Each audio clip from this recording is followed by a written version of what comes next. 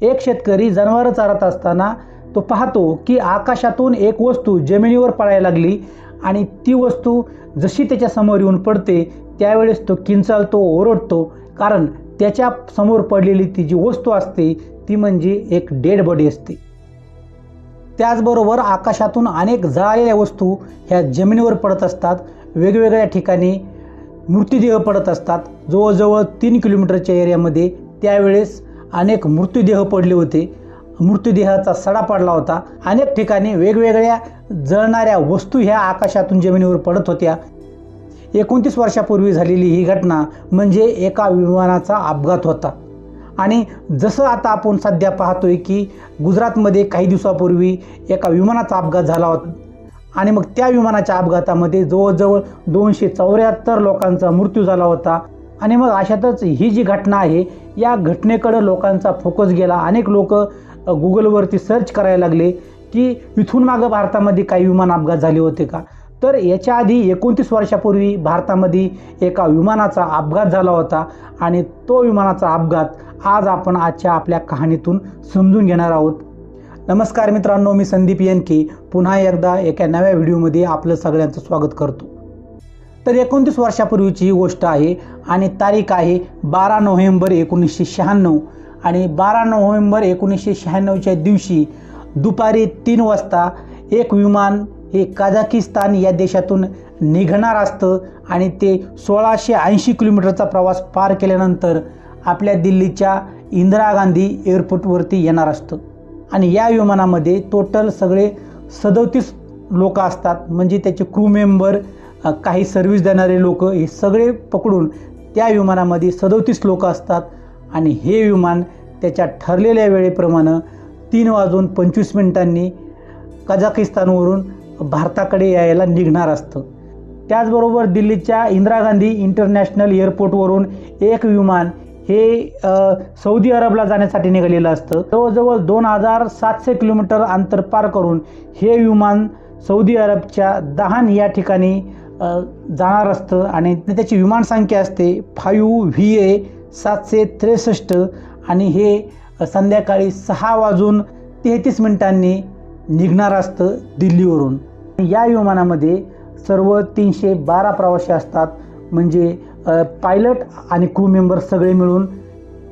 आता दिल्लीकडून एक विमान निघालेलं आहे संध्याकाळी 6:33 आणि तिकडनं एक कझाकिस्तानवरून एक विमान निघालेलं आहे, ते विमान निघालेलं आहे दुपारी 3:25 आणि हे जे दोन विमानं आहेत हे एका ठिकाणी एकत्र येतात, ते म्हणजे हरियाणा जिल्ह्यामधील चरखी दादरी टिकाडगाव हे एक गाव आहे आणि त्या गावाच्या वरती म्हणजे आकाशामध्ये हे एकत्र येतात आणि त्या ठिकाणी ते जे विमान आहेत हे एकमेकांना धडकतात आणि त्या ठिकाणी झालेल्या अपघातामध्ये 349 लोकांचा मृत्यू झालेला आहे आणि ही गोष्ट आहे 29 वर्षापूर्वीची।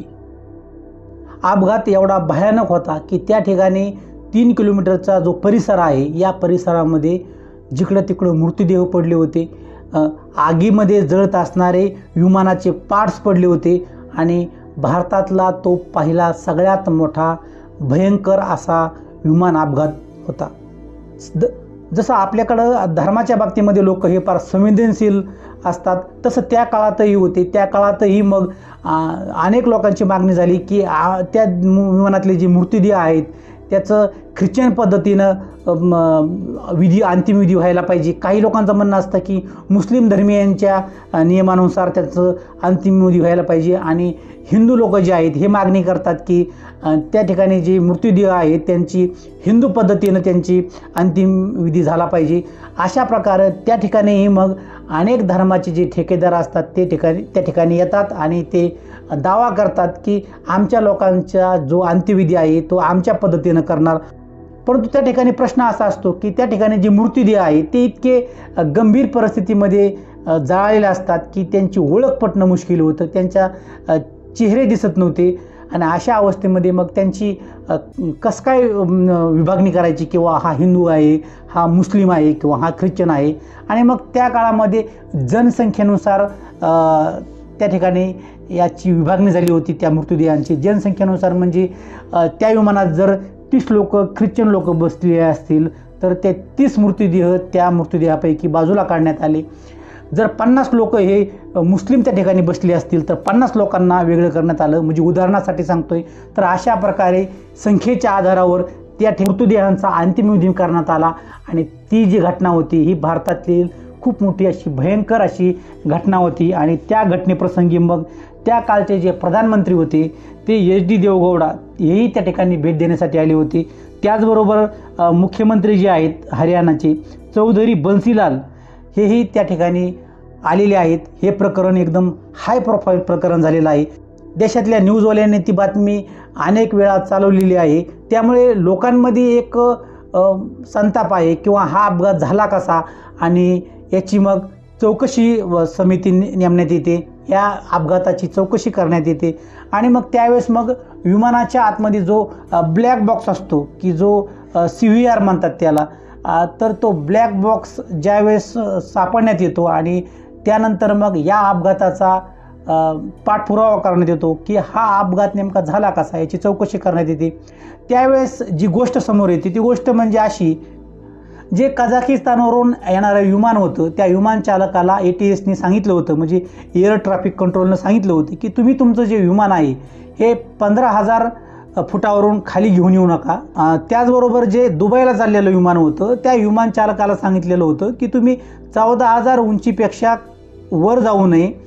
आणि मग अशा पद्धतीनं ह्यांना सूचना देण्यात आल्या होत्या. जसं रस्त्यावरती चालताना 2 गाड्या ह्या जर समोरासमोर आल्या तर त्यांचा अपघात होतो, त्याप्रमाणे विमानाच्या बाबतीमध्ये असं घडलं की एक वेगवेगळ्या उंचीवरती 2 विमानं चाललेली होती. आणि मग ते जे विमान चालक आहेत, एका विमान चालकानं काळजी न घेतल्यामुळे तो त्याची जी कक्षा होती ती कक्षा सोडतो आणि जे कझाकिस्तानचं जे विमान आहे ते विमान 15,000 फुटाच्याही खाली येतं. आणि ज्यावेळेस ATSकडनं सूचना देण्यात येत होती त्यावेळेस जो त्या कझाकिस्तान विमानाचा जो पायलट आहे तो पायलट काही गंभीरतेने ती गोष्ट घेत नाही. आणि मग त्यावेळेस ती जी दोन्ही विमानं आहेत ते दोन्ही विमानं समोरासमोर येतात.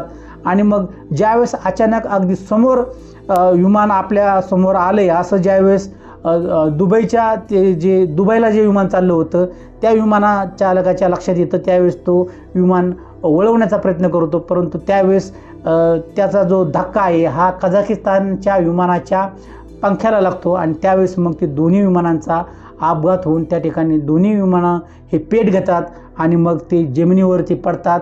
हा जो भयानक अपघात आहे या अपघातामध्ये 349 लोकांचा मृत्यू झालेला आहे. आणि ही जी घटना आहे ही घटना भारतातील आतापर्यंतची सर्वात मोठी अशी विमान दुर्घटना आहे. म्हणजे गुजरात अहमदनगरला जे विमान अपघात झाला त्यावेळेस आपल्याला असं वाटायचं की भारतातली सगळ्यात मोठी घटना ही असायला पाहिजे, परंतु असं नाही. 29 वर्षापूर्वी एक घटना घडली होती. तारीख आहे 12 नोव्हेंबर 1996 आणि त्यावेळेस मात्र असाच एक मोठा विमान अपघात झाला होता आणि त्या विमान अपघातामध्ये 349 लोक मेली होती. एका विमानामध्ये 37 लोक होती आणि म्हणजे जे कझाकिस्तानवरून विमान आले त्या विमानामध्ये 37 लोक होते आणि दुबईला जे विमान चाललं होतं त्या विमानामध्ये 312 लोक होते. अशी टोटल 349 लोक होते आणि या 349 लोकांचा मृत्यू या अपघातामध्ये झालेला होता. आता जसं अहमदाबादचा जो विमान अपघात झाला आहे त्या अपघाताच्या नंतर अशी एक चर्चा होत होती की भारतातला हा पहिला अपघात आहे का. मग लोक सर्च करायला लागले गुगलवरती यूट्यूबवरती की याच्या आधी असा भयंकर अपघात भारतामध्ये झाला आहे का. तर भारतामध्ये याच्या आधी खूप मोठा भयंकर अपघात झाला आणि तीच कहाणी आजच्या व्हिडिओमध्ये आपण पाहिलेली आहे. मित्रांनो, आजची ही जी कहाणी आहे ही तुम्हाला कशी वाटली ते कमेंटमध्ये नक्की कळवा. पुन्हा भेटूया आपण अशाच एका नव्या व्हिडिओमध्ये. तोपर्यंत स्वतःची काळजी घ्या, आनंदात राहा, खुश राहा. आणि त्याचबरोबर मित्रांनो अजून एका गोष्टीवरती बोलायचं आहे. ती गोष्ट म्हणजे अशी की बारामतीमध्ये 27 जुलैला जो अपघात झाला त्या अपघातामध्ये एक व्यक्ती, त्याच्या 2 मुली आणि त्या अपघातामध्ये मरण पावलेले आहेत. आणि या मृत्यू पावलेल्या आपल्या लोकांची बातमी ऐकून त्यांचे आजोबाही त्या मुलींचे आजोबाही मरण पावतात.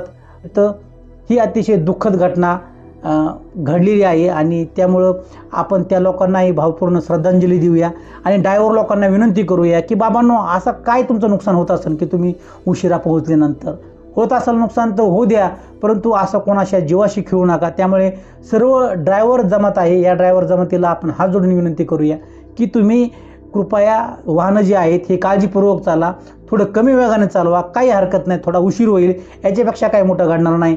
परंतु अशा मोठ्या मोठ्या गोष्टी, मोठे मोठे अपघात यामुळे टळू शकतात आणि ही गोष्ट ड्रायव्हर लोकांनी लक्षात घ्यायला हवी.